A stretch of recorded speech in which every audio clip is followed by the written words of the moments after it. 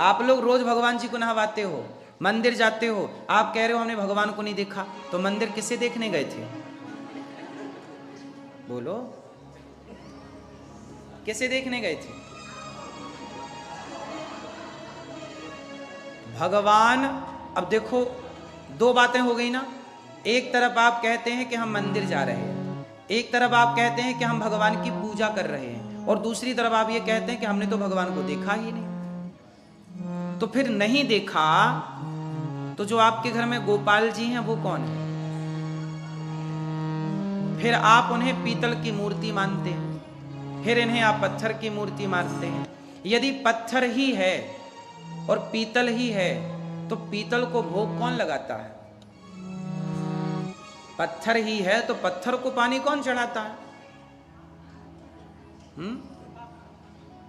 आप एक तरफ तो भगवान को पानी चढ़ाते हैं, जल पुष्प चढ़ाते हैं और भोग लगाते हैं। जब आपने भीतर ये ठान लिया, मान लिया कि तो पत्थर है, धातु है, तो फिर भोग किसे लगा रहे हो? तो आपकी विचारधारा, आपकी ही दो विचारधारा हो गई। मतलब आप ही एक जगह स्थित नहीं है, आपके भीतर द्वंद्व चल रहा है ना? आपके भीतर ही क्रांति है। जब आप खुद ज्ञान नहीं रखते तो आपका बच्चा सवाल करेगा तो उत्तर क्या दोगे? इसके लिए करना पड़ेगा सत्संग। आओ, अब हम आपको बताते हैं कि मंदिर क्या है और आपके घर में गोपाल जी कौन है, और आपने ईश्वर को देखा कि नहीं, ये हम आपको बताएंगे। अब आप ध्यान से सुनिएगा, ध्यान दीजिएगा केवल शब्दों पर। अच्छा बताइए, प्रहलाद जी जब भगवान की पूजा करते हैं, पूजा प्रेम करते हैं, नाम जपते हैं, और प्रहलाद के पिता उनके दुश्मन बन गए, हिरण्यकश्यपु। प्रहलाद के पिता ने पूछा कि पुत्र बोल, तेरा भगवान कहाँ है? तू तो कहता है कि मेरा भगवान सब जगह है। न केवलम में भवतश्च राजन सवै बलम बलिनाम चा परेशा। मेरा भगवान तो सब जगह। प्रहलाद जी ने कहा, पिताजी भगवान तो सब जगह है। हिरण्यकश्यपु ने कहा कि तेरा भगवान यदि सब जगह है तो मुझे क्यों नहीं दिखता?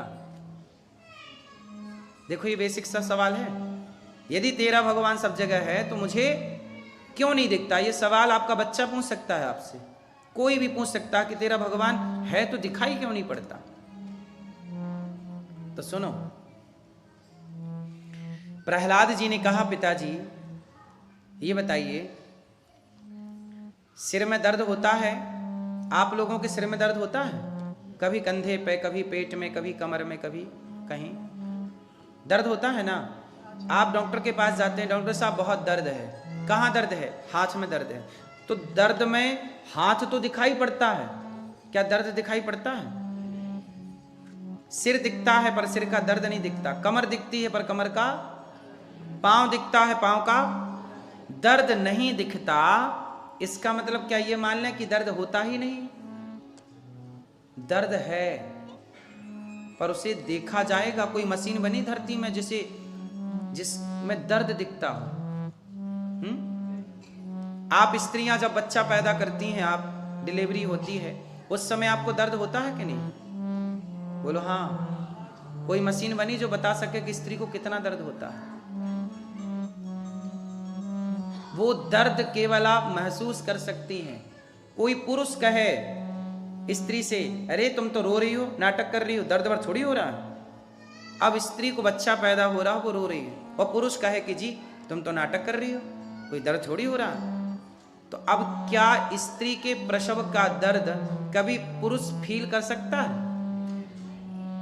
नहीं कर सकता। जैसे स्त्री के दर्द को केवल स्त्री समझ सकती है, पुरुष नहीं। पैरों में विमाई जिसके पैरों में विमाई फटी ही नहीं, वो पीर पराई क्या जाने। और जिसने बेटी को जन्म दिया ही नहीं, वो बेटी की विदाई क्या जाने। अब किसी की बेटी विदा हो रही है, अब वो बाप रो रहा है बेटी के लिए, और माँ रो रही है, बेटी विदा हो रही है। अब ये बेटी विदा हो रही है, ये बात तो बेटी के माँ बाप ना जानेंगे जिसकी बेटी है ही नहीं। वो इस दर्द को कभी फील कर सकता है? बोलो। कुछ चीज ऐसी हैं जो सबके लिए नहीं है। बेटी जिसकी है वही बाप जानेगा कि बेटी क्या होती है। जिस बाप की बेटी है ही नहीं, वो बाप क्या जाने बेटी क्या होती है। उसी तरह जैसे दर्द है महसूस किया जा सकता है, दिखाया नहीं जा सकता, उसी प्रकार ईश्वर दर्द की तरह है कि जो भक्ति करेगा, जिसके बच्चा होगा उसके दर्द होगा, जिसके बच्चा नहीं होगा उसको दर्द नहीं होगा। जिसको कांटा लगेगा उसको दर्द होगा, जिसको कांटा नहीं लगेगा उसको दर्द नहीं होगा। जो भक्ति करेगा वही ईश्वर को महसूस करेगा, जो भक्ति नहीं करेगा वो ईश्वर को कैसे महसूस करेगा। जो भक्ति करेगा, जो भगवान से प्रेम करेगा, उसे मूर्ति नजर ना आएगी। प्रहलाद को उनके पिता ने पूछा, कहां है तेरा भगवान? क्या इस खंबे पे तेरा भगवान है? प्रहलाद जी ने कहा, यस है। यहां है? हां है। तो हिरण्यकश्यपु बोला, मुझे तो नहीं दिखता। अच्छा, वो एक्चुअली खंबा था पत्थर का। हिरण्यकश्यपु बोला, मुझे तो नहीं दिखता। पर एक बात बताइए, प्रहलाद की आंखें और हिरण्यकश्यपु की आंखें, दोनों की आंखें एक ही हैं कि अलग अलग हैं? क्या अंतर है? ईश्वर को देखना हो तो हिरण्यकश्यपु की आंखों से ना दिखेगा। जब जब ईश्वर पत्थर में नजर आएगा तो प्रहलाद की आंखों से ही नजर आएगा।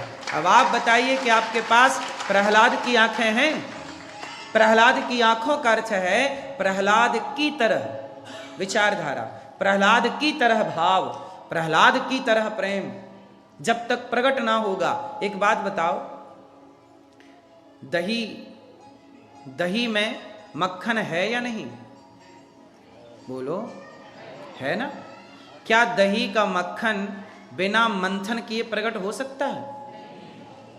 है कोई ऐसा प्रयास? हे मक्खन प्रकट हो जा, हे मक्खन प्रकट हो जा, हम बहुत प्रेम करते हैं तेरे से, प्रकट हो जा, तू नहीं प्रकट होगा तो हम खाएंगे नहीं। ऐसे कोई ऑप्शन है? बारी मथे घृत होय बरु, सिकता ते बरु तेल, बिनु हरि भजन न भव तरहि, यह सिद्धांत अपेल।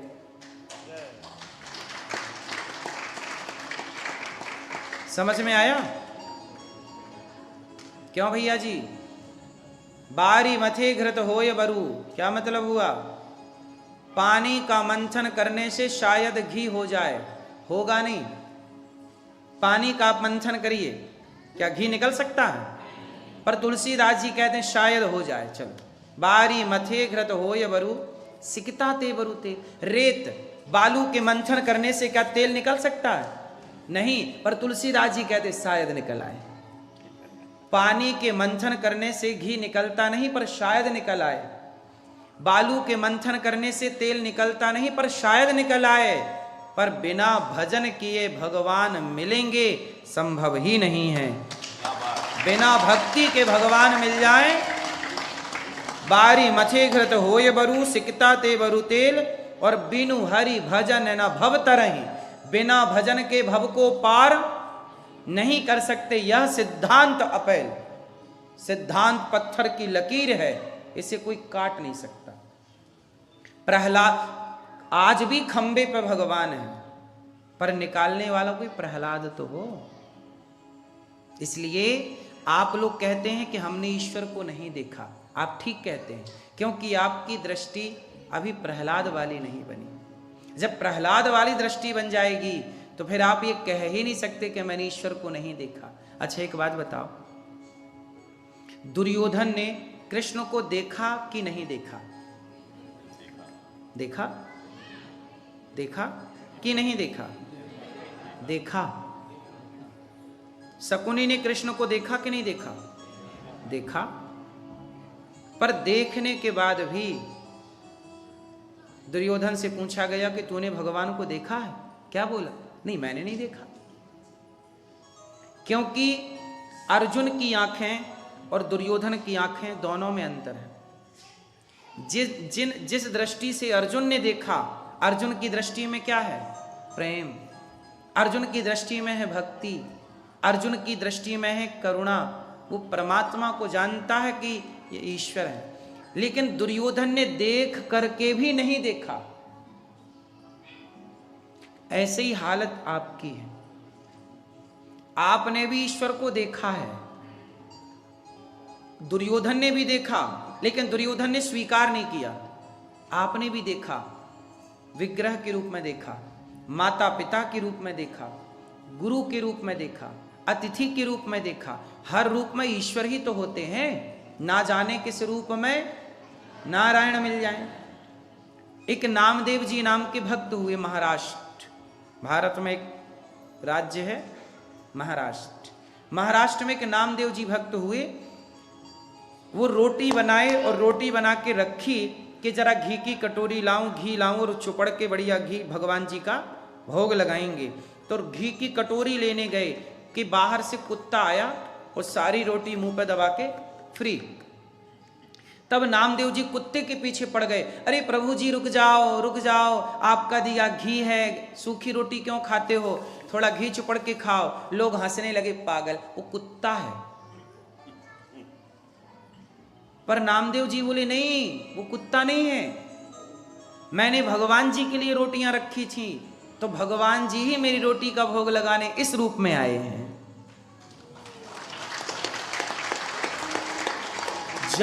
संसार को, जगत को क्या दिख रहा है? कुत्ता। संसार को क्या दिख रहा है? कुत्ता। लेकिन भक्त को क्या दिख रहे हैं? उस कुत्ते में भी ईश्वर का दर्शन कर लेना, यही भक्ति है। सब में ईश्वर, वो कुत्ते में ईश्वर का दर्शन कर रहे हैं और आप भगवान में भी भगवान का दर्शन नहीं कर पा रहे हैं। सोचिए। इसलिए भक्त किसे कहते हैं? आप सारी जिंदगी माला जपो, सीताराम सीताराम, राधे कृष्ण सब जपो, ठीक है, लेकिन आपकी दृष्टि में परमात्मा नहीं है, भीतर ही ईश्वर नहीं है, तो क्या होगा? जब करते रहो। इसलिए कहते हैं कि नाम जप करो पर श्रद्धा से, मंत्र जाप मम दृढ़ विश्वासा।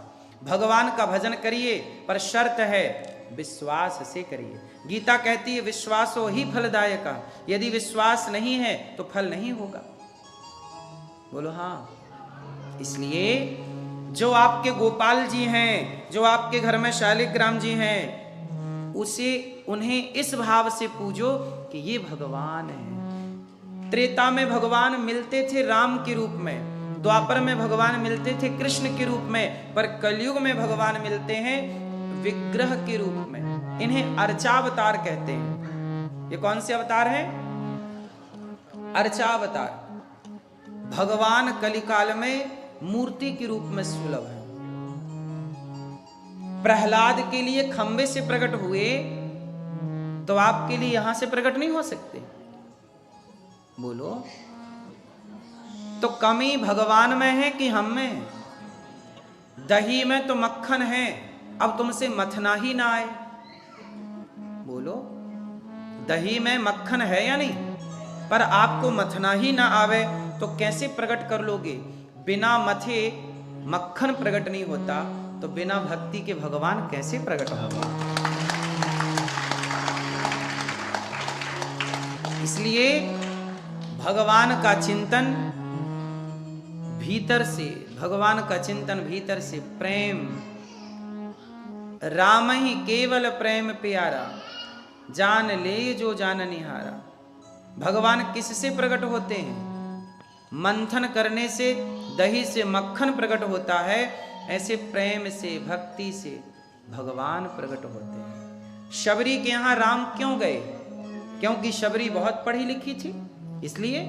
क्योंकि शबरी बहुत बड़ी आदमी थी, पैसे वाली थी, इसलिए। क्योंकि शबरी बहुत सुंदर थी, इसलिए। क्योंकि शबरी बहुत कुछ जानती थी, इसलिए। शबरी का बहुत नाम था, वर्चस्व था, इसलिए नहीं। शबरी के भीतर प्रेम था, इसलिए। बोलो हाँ। भरे जंगल में बड़े बड़े साधु संत बैठे तपस्या कर रहे, उनके कुटिया पे राम जी नहीं गए, और शबरी का हाल पूछते पूछते राम जी शबरी की कुटिया पे चले गए। मेरी शबरी मैया कहाँ है? हाँ, शबरी निहारे रास्ता, आएंगे राम जी। मेरा भी धन्य जीवन बनाएंगे राम जी। शबरी निहार रास्ता आएंगे राम जी। अरे शबरी निहार रास्ता आएंगे राम जी। मेरा भी धन्य जीवन बनाएंगे राम जी। शबरी निहार रास्ता आएंगे राम जी। तो शबरी क्या निहार रही है? शबरी रास्ता निहार रही है। आएंगे, आएंगे। क्यों आएंगे? क्योंकि शबरी को विश्वास है। आपके अंदर किस बात की कमी है? डलिया में बेर बागों से चुन चुन के ला रही। डलिया में बेर बागों से चुन चुन के ला रही। खट्टे हों या मीठे हों खाएंगे राम जी। खट्टे हों या मीठे हों खाएंगे राम जी। शबरी निहार रास्ता आएंगे राम जी। आए जब श्री राम जी चरणों में गिर पड़ी। आए जब श्री राम जी चरणों में गिर पड़ी। असकों से रो रही है पाओगे पाँव जी। असकों से रो रही है पाओगे पाँव जी। जब आंखों के आंसू बहेंगे भगवान की याद में, देखो आपके भीतर ना मैल जमी हुई है, भीतर गंदे। बाहर तो आप लोग तेल साबुन लगा के बढ़िया साफ कर लेते हैं, पर भीतर का कचरा कैसे दूर? इसलिए भीतर का पानी बाहर आए। आपकी आंखें जब रोती हैं, जब आप भगवान के प्रेम में रोते हैं, तो आपका हृदय उस आंसू से शुद्ध होता है। अब आप क्या करते हैं? भगवान का नाम जपते हैं, ठीक है, सब सही है, लेकिन आप भगवान की याद में रोते नहीं हैं। अच्छा ये बताओ, आप जिससे प्रेम करते हो, आपको जिसकी याद आती है और वो आपसे दूर हो, तो उसके लिए आंखों में आंसू आते हैं कि नहीं? आपका बेटा दूर हो, आपकी बेटी दूर हो, पति दूर हो, पत्नी दूर हो, तो आप माँ दूर हो, बाप दूर, जब याद आती है तो आप उनके लिए क्या करते हैं? बोलो। हाँ, आप क्या कर सकते हैं? रो सकते हैं ना। ये आंसू जो है ना, ये आपके हृदय को शुद्ध करते हैं। जब संसार की याद में आप रोते हैं, तो बताओ भगवान की याद में कब रोओगे? और नहीं रोओगे तो आपका अंतःकरण शुद्ध कैसे होगा? आप नहीं रोते, आप रोते किसके लिए हैं? नुकसान हो गया, पैसे नहीं आए, ये चीज नहीं मिल रही है, ये हो गया, संसार के लिए आप रोते हैं। किसी को बेटा ना होए, वो महिला रोती रहे भगवान बेटा हो जाए, हे भगवान बेटा हो जाए। इतना रोती है कि वो इतना, जितना तुम बेटे के लिए रोई ना मेरी माँ, इतना भगवान के लिए रोती तो तुम्हें भगवान इसी जन्म में मिल जाते। विडंबना ये है कि इंसान संसार के लिए तो रो लेता, पर उससे कहो कितना ही जरा भगवान के लिए रो के दिखाओ, नहीं रोता, क्योंकि उसे लगता है कि बेटे की जरूरत है, और उसे लगता है कि भगवान की क्या जरूरत है। जब तक आप ईश्वर को अपनी जरूरत नहीं मानोगे, जरूरत नहीं बनाओगे, तब तक ये बताओ ईश्वर क्यों मिलेंगे आपको?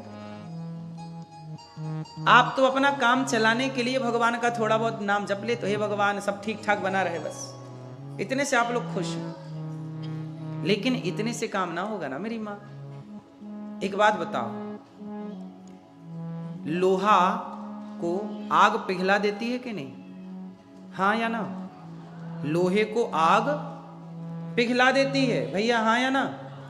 तो बताओ फिर आपका तवा तो लोहे का है और आग में रहता है, वो क्यों नहीं पिघलता? यदि लोहे को आग पिघला देती है तो आपका तवा लोहे का, तवा मतलब रोटी बनाने वाला तवा, और आग में रहता है वो क्यों नहीं पिघलता?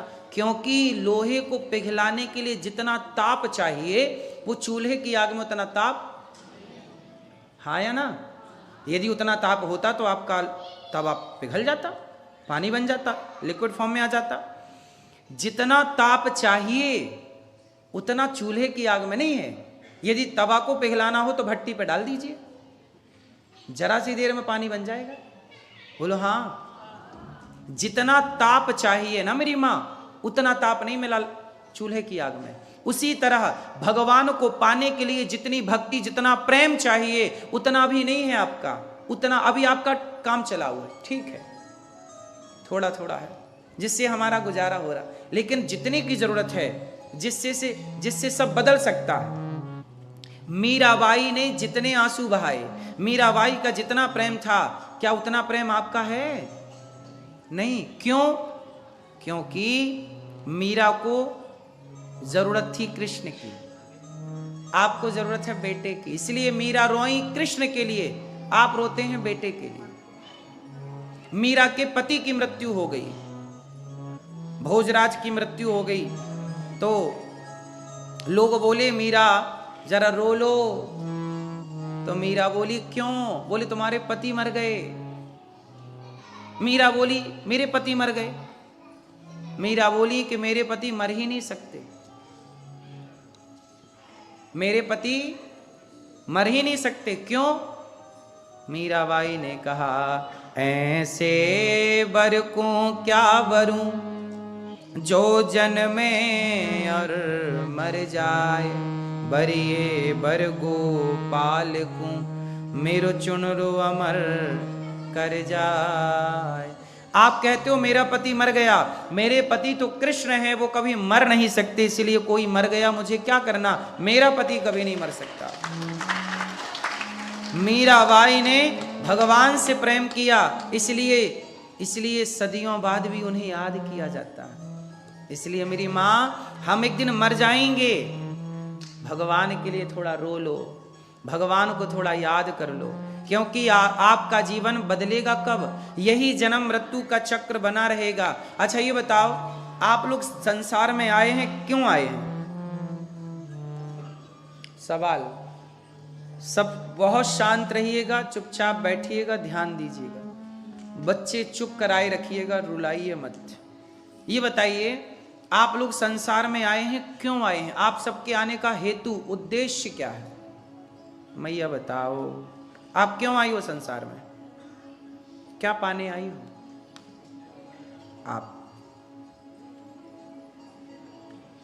आप संसार में क्यों आई हो? क्या पाना है आपको? और अभी तक क्या पा लिया और क्या बाकी है, ये बताओ। चलो आप नहीं बताओगी, मैया गुस्सा हो ना, पीछे मैया बताओ, ये चश्मा वाली मैया हमारी, आप क्यों आई हो संसार में मेरी माँ? उद्देश्य क्या है? क्या पा लिया आपने और अभी क्या बाकी है? कोई नहीं बता रहा है। आप बताओ भैया, आप संसार में क्यों आए हैं? आपके आने का उद्देश्य? ठीक है, क्यों पाते हैं भगवान को? मोक्ष क्या है?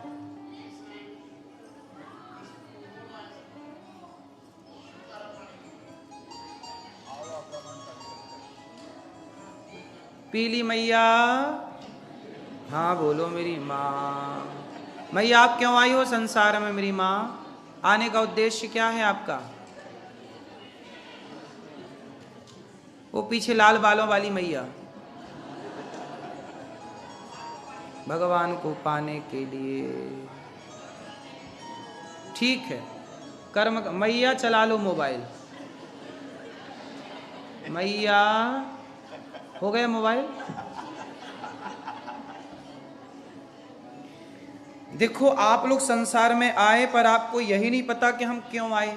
भाई अमेरिका आए हो आप लोग, तो आपको पता है ना हम अमेरिका क्यों आए हैं? अपना लक्ष्य लेके आए हो ना। और यदि आपका कोई लक्ष्य ही ना होता तो यहाँ के करते क्या?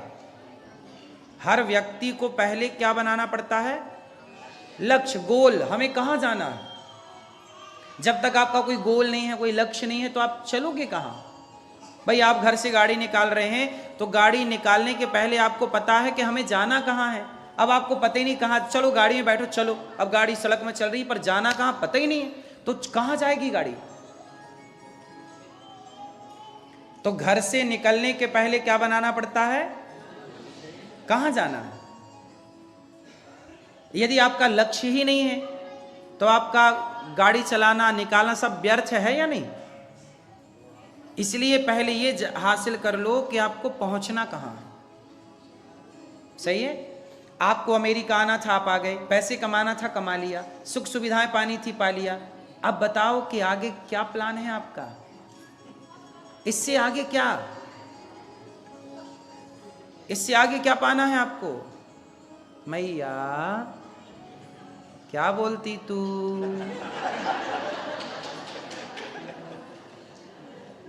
क्या पाओगी मेरी माँ? अब और क्या पाना है आपको? हाँ, आप बहुत सारे लोग आखिरी निष्कर्ष में पहुंच गए, हमें मोक्ष पाना। चलो बताओ मोक्ष किसे कहते हैं? इसका मतलब है कि आपको आपका गोल ही नहीं पता, लक्ष्य ही नहीं पता, कहाँ जाना है। क्यों आप काम कर रहे हो? ठीक है, काम कर रहे हो इसलिए कि पैसे आए, ना आपका नाम भी हो गया, आप सबका नाम है।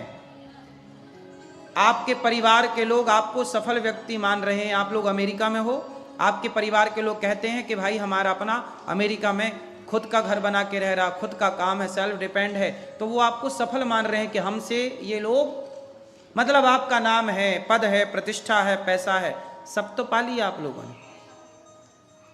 फिर तो इच्छाओं का कोई अंत नहीं है। रावण की लंका थी सोने की, फिर भी उसकी इच्छाएं थी। यदि इच्छाओं के पीछे भागोगे तो सब होने के बाद भी आप रोते रहेंगे। इच्छाएं किसकी पूरी हुई कि तुम्हारी होंगी? रावण की हो गई पूरी कि तुम्हारी हो जाएंगी? इन इच्छाओं का कोई अंत नहीं है। 1 लाख कमा लेने के बाद 2 लाख कमाने की इच्छा पैदा हो जाती है। 2 लाख कमा लेने के बाद 10 लाख कमाने की इच्छा पैदा हो जाती है। 10 लाख कमा लेने के बाद करोड़ कमाने की इच्छा हो जाती है। हाँ या ना? और इच्छाएं पूरी करते करते एक दिन आता है कि यार हम ही पूरे हो गए, चलो। सारी जिंदगी आदमी करता है धन धन धन धन, एक दिन कार्ड में लिख जाता है हो गया निधन।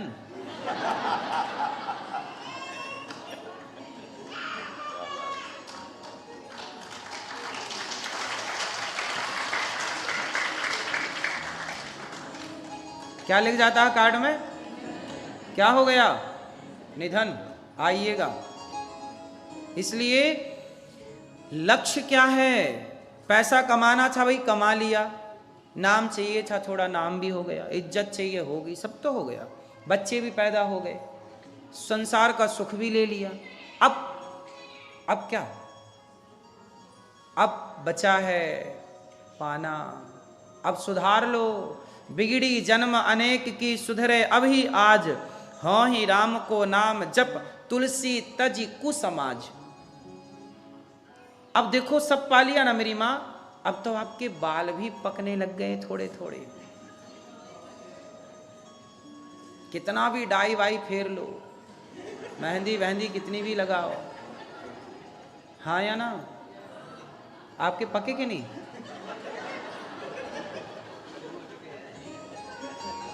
पक गए। अब तो आंखें भी जवाब देने लग गई हैं, हाँ या ना? अब तो कमर भी कहने लग गई है बस कर। घुटने भी चट चट करने लग गए अब, हाँ या ना? तो मैया अब कब लगोगी भगवान के चिंतन में? बहुत चली गई आपकी, गई बहुत थोड़ी रही। नारायण अवचेत काल चिरैया। कौन सी चिरैया? काल चिरैया चुग रही, निस दिन आयु खेत। ये काल, आपके सिर पे कौन बैठा है? काल। शंकर जी के गले में कौन है? नाग। नाग मतलब काल। काल अव्याल मुखग्रास त्रास निर्णास हेतवे। सांप को क्या बोलते हैं? सांप मृत्यु है ना। सांप दिख जाए मतलब काल दिख गया। शंकर जी काल को कहां लटकाए हैं? हाँ, क्योंकि शंकर जी के हृदय में कौन है? सदा वसंतम हृदयारविंदे भवम भवानी। शंकर जी कहते हैं मेरे हृदय में राम है, और जिसके हृदय में राम है तो काल भले गले में पड़ा हो उसका बाल भी बांका नहीं कर सकता। इसलिए शंकर जी को कहते हैं कालों के काल महाकाल। शंकर जी को क्या बोलते हैं? कालों के काल महाकाल। मेरी मां, आपसे बस मेरी यही प्रार्थना है कि आप इस विज्ञान को समझो कि जीवन का उद्देश्य है शादी करना, विवाह करना, बच्चे पैदा करना, पैसा कमाना। सब कमा लो, सब कर लो, इसके बाद अब कबीरदास जी का एक दोहा मैं बोल रहा हूं, वो आपके इस प्रश्न का उत्तर होगा और आप सब उसका उत्तर देंगे। हम अर्थ ना करेंगे, आप बताएंगे। चलती चक्की देख कर दिया कबीरा रोय, दो पाटन के बीच में साबुत बचा न कोई। चलती चक्की देख कर दिया कबीरा, दो पाटन के बीच में साबुत बचाना। क्या अर्थ हुआ? ठीक है, आप बताओ क्या अर्थ हुआ? मृत्यु निश्चित है। आप बताओ क्या अर्थ हुआ मैया? चलती चक्की देखकर, चक्की में कितने पहिया हैं? दो पाट है ना, चक्की में दो पहिए हैं। ऐसे जीवन में भी दो पहिए हैं, जन्म और मृत्यु। जन्म मृत्यु का पहिया चल रहा है, और इस पहिए में हम सब क्या हो रहे हैं? मृत्यु नाम की एक बीमारी है, और ये बीमारी सबको लगी हुई है। इस बीमारी से कोई हमें छुड़ा सकता है तो इस बीमारी से ठीक करने वाले डॉक्टर भगवान हैं। इसलिए भगवान की शरण में जाओ। प्रभु, जन्म मृत्यु से हमें कोई बचा सकता है तो आप बचाइए, और जन्म मृत्यु से छुटकारा दिलाकर प्रभु अपने चरणों में स्थान दीजिए, अपना दास बना लीजिए, अपना बना लीजिए। इस मानव शरीर को पाने की मूल, इस मानव शरीर को पाने का मूल अर्थ क्या है? ईश्वर को पाना। किसको पाना? अच्छा ये बताओ, धर्मराज युधिष्ठिर ने महाभारत जीत लिया, दुर्योधन महाभारत हार गए। दुर्योधन महाभारत हार के क्या पाए और धर्मराज युधिष्ठिर जीत के क्या पाए? बोलो। हारने वाले भी चले गए और जीतने वाले का भी पता नहीं। चाहे आप जीत जाओ मेरी मां, चाहे आप हार जाओ, अमेरिका हो, भारत हो, सब जगह के राष्ट्रपति बनते हैं, प्रधानमंत्री बनते हैं। प्रधानमंत्री बनने के पीछे कितनी भाग दौड़ होती है। चलो बन जाओ आप प्रधानमंत्री, लेकिन बन के भी क्या पाओगे? क्या पा लिया उन लोगों ने जो बने थे? मनमोहन जी थे तो हमारे वर्तमान पूर्व प्रधानमंत्री, पर वो प्रधानमंत्री होने के बाद तो उसको ठीक ठीक चलाइए, सिस्टम को ठीक ठीक करिए। आपको कोई जिम्मेदारी दी गई उसे बेहतर निभाइए और निभा के चलिए। आगे चलना है। यही हम लोग क्या है, गंगा बहती है लेकिन कुछ पानी क्या होता है, नदी में ही कोई गड्ढा होता है किनारे तो पानी भर जाता है। एक बात बताओ, गंगा बह रही है और गड्ढे में गर्मियों में पानी कम हो जाता है तो गड्ढों में पानी भर जाता है। तो जब आप गंगा स्नान करने जाते हो तो गड्ढे के पानी में नहाते हो कि बहते पानी में? जो धारा जुड़ी है, जो बह रहा है वही शुद्ध है, और जो ठहर गया भले वो गंगा हो अशुद्ध हो जाती है। तो यदि आप ठहर गए संसार में, उलझ गए तो आप अशुद्ध हो जाएंगे। इसलिए ईश्वर की उस प्रेम की धारा में बहते चलिए, सदा मन की विचारों की शुद्धि बनी रहेगी। और जीवन का उद्देश्य है, आप लोगों ने शादी ब्याह कर ली, बच्चे पैदा कर लिए, पैसा पा लिया, पद प्रतिष्ठा पा ली, अब क्या बचा? कल्याण करना है। तब तो आपका जीवन सार्थक होगा। सब कुछ पाया, ईश्वर को पाना रह गया तो फिर नीचे गिरना पड़ेगा।